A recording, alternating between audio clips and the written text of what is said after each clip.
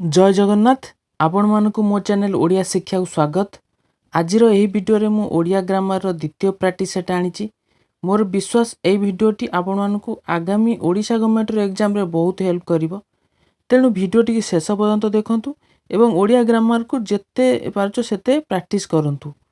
जदि मो भिडियोटी भल लागुथिबो ताले मो चैनल को निश्चय सब्सक्राइब करिवो एवं भिडियोटी को लाइक मध्य करिवे। चलंतु जिया प्रथम प्रश्न को। प्रथम क्वेश्चन टी होची स्वर वर्ण सहित व्यंजन वर्णर मिलन रे जेउ सांकेतिक रूप सृष्टि हुए ताहाक कोन कुआ जाय। ऑप्शन देछि कार, फला, अव्यय, जुक्ताक्षर। आर सटीक आंसर होबो ऑप्शन क कार। स्वर वर्ण सहित व्यंजन वर्णर मिलन रे जेउ सांकेतिक रूप सृष्टि हुए ताहाक कार बोली कुआ जाय। नेक्स्ट क्वेश्चन 3 नंबर होची जेउ संस्कृत शब्द गुड़िक सामान्य परिवर्तित होई ओडिया रे व्यवहृत हुए ताहाकु कौन कहती। ऑप्शन क रे देछि तत्सम, ख रे देछि तद्भव, ग रे देछि देशज, घ रे देछि वैदेशिक। सटीक आंसर होबो ऑप्शन ख तद्भव। जेउ संस्कृत शब्द गुड़िक सामान्य परिवर्तित होई ओडिया रे व्यवहृत हुए ताहाकु तद्भव शब्द कहती। नेक्स्ट क्वेश्चन 3 नंबर हेउची जेउ पद कोनसी व्यक्ति, जाति, वस्तु, गुण और क्रियार नाम को बुझाए ताहाकु कौन कुआ जाए। ऑप्शन देछि सर्वनाम, ख रे देछि विशेषण, ग रे देछि विशेष्य, घ रे देछि अव्यय। सठिक आंसर होबो ऑप्शन ग विशेष्य। जेउ पद कोनसी व्यक्ति, जाति, वस्तु, गुण, क्रियार नाम को बुझाए ताहाकु विशेष्य पद कुआ जाए। नेक्स्ट क्वेश्चन 4 नंबर हेउची दिनकु दिन तेल दर वृद्धि पाउची। रेखांकित पदटीर विशेष स्थिर कर। तेल एठी रेखांकित पद अछि तेणु तेलर विशेष पद स्थिर कर। ऑप्शन देछि गुण, वस्तु, जाति, नाम। तेल एठी कौन हबो। तेल एठी कौन गोटा वस्तु हबो तेणु ऑप्शन ख टी सठिक आंसर हबो ना तेल होची वस्तु। वस्तु होची विशेष पद वस्तु हबो। नेक्स्ट क्वेश्चन 5 नंबर होची गोटिए पदरे प्रकाशित क्रिया को कौन कुआ जाय। ऑप्शन देछि मिश्र, ख रे देछि अमिश्र, ग रे देछि समापिका, घ रे देछि असमापिका। सठिक आंसर हबो ऑप्शन ख अमिश्र। गोटिए पदरे प्रकाशित क्रिया को अमिश्र क्रिया कुआ जाय। नेक्स्ट क्वेश्चन 6 नंबर होची गछरु फलटी पड़िला। रेखांकित पदटीर क्रिया निर्णय कर। एते रेखांकित पदटी किए ना पड़िला। देख पड़िला कौन गोटाए पद अछि तेणु आंसर कौन हबो। एटा ऑप्शन देछि देख अमिश्र, मिश्र, प्रेरणात्मक, असमापिका। तो सठिक आंसर कौन हबो पड़िला गोटाए पदर अछि एटा कौन हबो ना अमिश्र क्रिया हबो। रेखांकित पदटी कौन पड़िला तार कौन सठिक आंसर ना पड़िला होछि अमिश्र क्रिया। नेक्स्ट क्वेश्चन 7 नंबर हेउची जेउ पद मानकर लिंग, वचन, काल और विभक्ति रे भेद रे कोनोसी परिवर्तन हुए नै सेगुडी को कौन कुआ जाय। ऑप्शन देछि विशेष्य, ख रे देछि सर्वनाम, ग रे देछि क्रिया, घ रे देछि अव्यय। एटा सठिक आंसर हबो ऑप्शन घ अव्यय। जेउ पद मानकर लिंग, वचन, काल और विभक्ति भेद रे कोनोसी परिवर्तन हुए नै सेगुडी को अव्यय पद कुआ जाय। नेक्स्ट क्वेश्चन 8 नंबर होची नित्यानंद यार संधि विच्छेद कर। नित्यानंदर संधि विच्छेद कौन हबो ऑप्शन देछि नित्ययुक्त आनंद, ख रे देछि नीतियुक्त आनंद, ग रे देछि नित्यायुक्त आनंद, घ रे देछि नित्यायुक्त नंद। सठिक आंसर हबो ऑप्शन क नित्ययुक्त आनंद। नित्यानंदर संधि कौन हबो ना नित्ययुक्त आनंद। नेक्स्ट क्वेश्चन 9 नंबर होची परस्पर संबंध थिबा दुई बा ततोधिक पद को एक पद करिवार नियम को कौन कुआ जाय। ऑप्शन क रे देछि संधि, ख रे देछि कारक, ग रे देछि समास, घ रे देछि विभक्ति। सठिक आंसर हबो ऑप्शन ग समास। परस्पर संबंध थिबा दुई बा ततोधिक पद को एक पद करिवार नियम को समास बोली कुआ जाय। नेक्स्ट क्वेश्चन 10 नंबर होची समास फल रे वाक्यर की परिवर्तन घटे। ऑप्शन क रे देछि वाक्य संक्षिप्त हुए, ख रे देछि वाक्य त्रुटि शून्य हुए, ग रे देछि वाक्य दीर्घ हुए, घ रे देछि वाक्य संक्षिप्त और श्रुति मधुर हुए। सठिक आंसर हो ऑप्शन घ वाक्य संक्षिप्त और श्रुति मधुर हुए।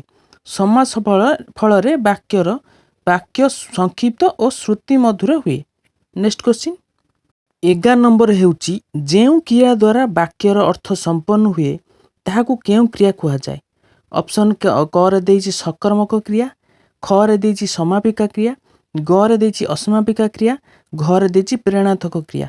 सठिक आंसर हम ऑप्शन ख समापिका क्रिया।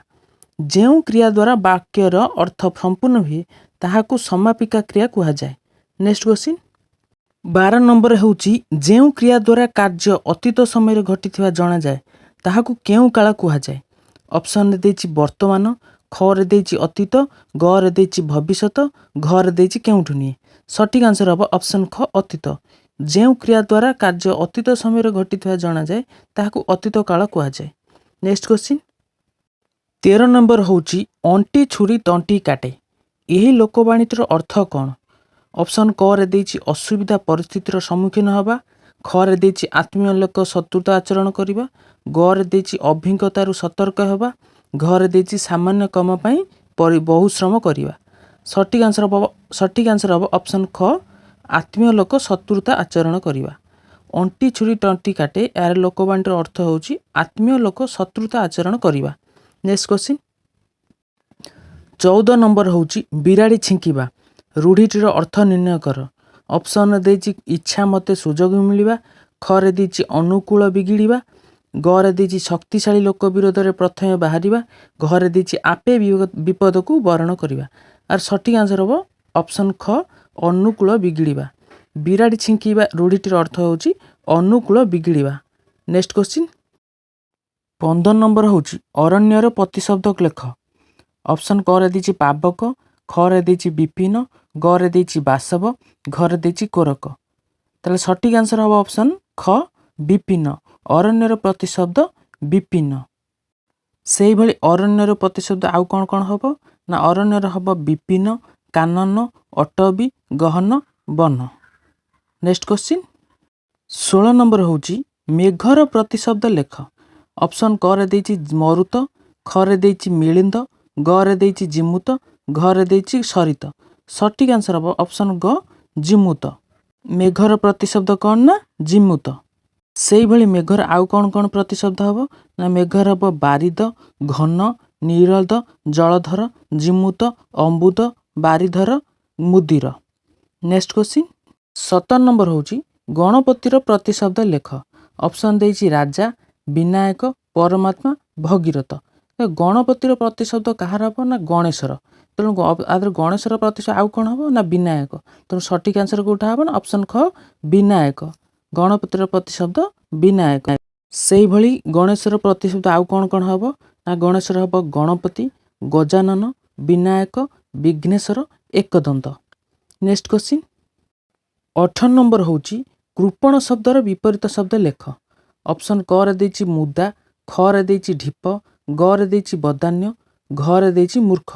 ଆର ସଠିକ୍ ଆନ୍ସର ହେବ ଅପସନ୍ ଗ ବଦାନ୍ୟ। କୃପଣର ବିପରୀତ ଶବ୍ଦ କ'ଣ ହେବ ନା ବଦାନ୍ୟ ବା ଦାନୀ ବି ହେଇପାରିବ। ନେକ୍ସଟ କ୍ୱେଶ୍ଚିନ୍ 19 ନମ୍ବର ହେଉଛି ଆବୃତର ବିପରୀତ ଶବ୍ଦ ଲେଖ। ଅପସନ୍ କରେ ଦେଇଛି ନିବୃତ, ଖରେ ଦେଇଛି ଅନାବୃତ, ଗରେ ଦେଇଛି ଅନାବୃ, ଘରେ ଦେଇଛି କେଉଁଠି ନୁହେଁ। ସଠିକ୍ ଆନ୍ସର ହେବ ଅପସନ୍ ଖ ଅନାବୃତ। ଆବୃତର ବିପରୀତ ଶବ୍ଦ ଅନାବୃତ ହେବ। ନେକ୍ସଟ କ୍ୱେଶ୍ଚିନ୍ 20 ନମ୍ବର ହେଉଛି କେଉଁଠି ଶୁଦ୍ଧ ଶବ୍ଦ ଲେଖ। ସାହସର ଶୁଦ୍ଧ ଶବ୍ଦଟା କେଉଁଟା ହେବ ନା ଦେଖ ଚାରିଟା ସାହସ ଲେଖାଇଛି ଆଦରୁ ଅପସନ୍ ଗ ଟି ହେବ ଠିକ୍। କ'ଣ ପାଇଁ ନା ଆର ପ୍ରନାଉନ୍ସିଏସନ୍ ସାହସ, ଦନ୍ତ ଆକାର ସା ହ ସ। ତେଣୁ ଅପସନ୍ ଗ ଟି ଠିକ୍ ହେବ। ଯଦି ମୋ ଭିଡ଼ିଓଟି ଭଲ ଲାଗୁଥାଏ ନିଶ୍ଚୟ ମୋ ଚ୍ୟାନେଲକୁ ଲାଇକ୍, ସେୟାର ଆଣ୍ଡ ସବସ୍କ୍ରାଇବ୍ କରିବେ। ଜୟ ଜଗନ୍ନାଥ।